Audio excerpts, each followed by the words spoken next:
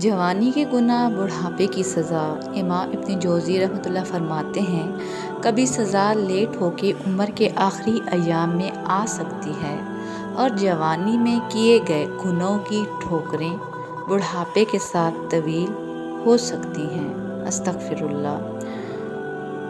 نبی صلی اللہ علیہ وسلم نے ارشاد فرمایا، میں اپنی امت میں سے ایسے لوگوں کو جانتا ہوں جو قیامت کے دن طعامہ کے پہاڑوں کے برابر نیکیاں لے کر آئیں گے۔ اللہ تعالیٰ ان کو فضا میں اڑتے ہوئے ذرے کی طرح بنا دے گا۔ جان لو کہ وہ تمہارے بھائیوں میں سے ہی ہیں اور تمہاری قوم میں سے ہیں۔ وہ بھی راتوں کو اس طرح عبادت کریں گے جیسے تم عبادت کرتے ہو، لیکن وہ ایسے لوگ ہوں گے کہ جب تنہائی میں ہوں گے تو حرام کاموں کا ارتکاب کریں گے۔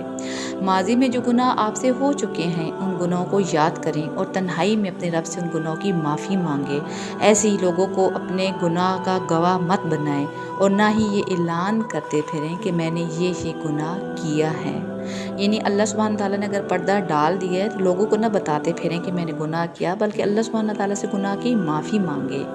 رات کی تنہائی میں موبائل کی سکرین زلیخا کی طرح ہے جو ہر نوجوان کو کہتی ہے، ہائی طلقہ آ جانا گناہ کرنے، لیکن اے نوجوان تو سنتے یوسفی زندہ کرتی ہوئی کہہ دے، معاذ اللہ، اس سکرین میں تجھ سے اللہ کی پناہ مانگتا ہوں، اور بند دروازہ کھول کر گھر کے سہن میں کھڑا ہو جا، رب تجھ سے بہت محبت کرتا ہے۔ جوانی کی عبادت۔ ابو ہریرہ رضی اللہ عنہ سے روایت ہے کہ آپ صلی اللہ علیہ وسلم نے ارشاد فرمایا، 7 آدمی ایسے ہیں جنہیں اللہ تعالیٰ قیامت کے دن اپنے سائے میں جگہ دے گا۔